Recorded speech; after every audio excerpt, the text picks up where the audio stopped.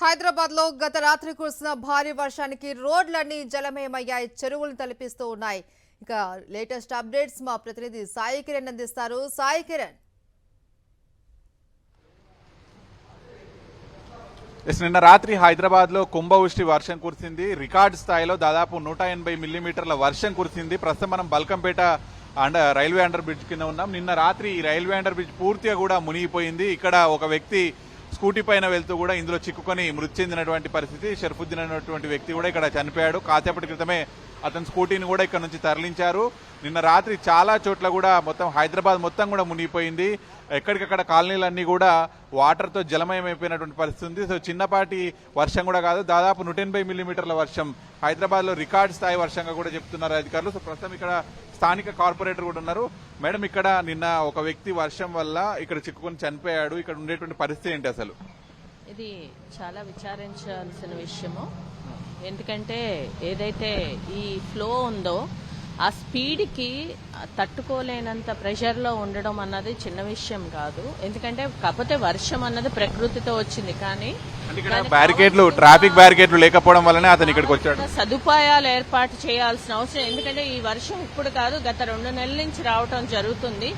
ఎక్కడెక్కడ ప్రాబ్లమ్స్ ఉన్నాయి, ఎక్కడెక్కడ నాలాలు మనం అంటే వాటర్ ఏదైతే ఫ్లో ఉంటుందో దానికి వెళ్ళడానికి దారి లేకపోతే అది ప్రజల మధ్యలో ఉండిపోవడం, లేకపోతే అది డ్రైనేజెస్ వెళ్ళిపోతుంది, లేకపోతే వాటర్ ఏదైతే సిప్పేజ్ ఉంటుందో. మృతి చెందిన సంఘటనలో ట్రాఫిక్ బ్యారికేడ్ ఏర్పాటు చేయకపోవడం వల్లనే అతను వచ్చాడని చెప్తున్నారు. మనం చెప్పొచ్చు అది. ఎందుకంటే ప్రతి దగ్గర కూడా అక్కడ పెట్టాల్సిన అవసరం ఖచ్చితంగా ఉంది. ఇక్కడ ఏమైపోయిందంటే స్పీడ్ బ్రేకర్స్ కూడా పెట్టడం ఇప్పుడు రూల్ లేదు. దానివల్ల వాళ్ళకి అట్లీస్ట్ ఎవరో ఒకళ్ళు మానిటరింగ్, ఎందుకంటే ఈ బ్రిడ్జ్ ఏకంగా పై వరకు నీళ్లు రావటం అన్నది చిన్న విషయం కాదంటే అంత ఫ్లో ఆఫ్ వాటర్. ఈవెన్ ఆ పక్కన ఉన్న బస్తీ ఏదైతే డౌన్ లో ఉందో అందులోకి వెళ్ళినా it's a dangerous situation. It is not a small thing.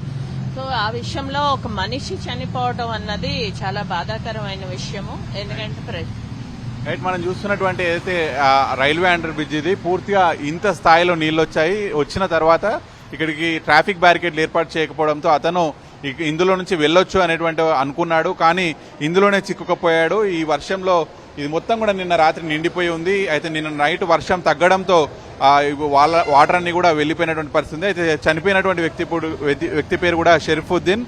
అతను నిన్న రాత్రి విధులు ముగించుకొని బల్కంపేట నుంచి ఇటువైపుగా ఇంటికి వెళ్లేటువంటి సమయంలో ఈ సంఘటన జరిగింది. అతని మృతదేహాన్ని ప్రస్తుతం గాంధీ ఆసుపత్రికి తరలించారు. ఎవరైనా కూడా వర్షం భారీగా పడుతున్నటువంటి సమయంలో కొంత బయటకు రావద్దు, జాగ్రత్త తీసుకోవాలని చెప్పి అధికారులు చెప్తున్నారు. అయితే బయటకు వచ్చినటువంటి సమయంలో ఇక్కడ ఏదైతే ఈ ప్రాంతంలో ట్రాఫిక్ బ్యారికేడ్లు లేవు నిన్న. సో అతను ఇట్లా వేగంగా ఇందులో నుంచి వెళ్లిపోవాలని చూశాడు. అయితే అతను దురదృష్టవశాత్తు చనిపోవడం జరిగింది. సో నిన్న భారీ వర్షం కురిసింది. ఇప్పటికి కూడా పలు కాలనీలు నీట మునిగే ఉన్నాయి. పరిస్థితి నుంచి బయట తేరుకోలేకపోతున్నారు. నాలాలన్నీ కూడా పొంగి పొర్లుతున్నాయి. హైదరాబాద్ ప్రజలు ఈ విధంగా భారీ వర్షం వచ్చినప్పుడు కొంత జాగ్రత్తగా ఉండాలని అధికారులు సూచిస్తున్నారు. Right, thank you Sai Kiran.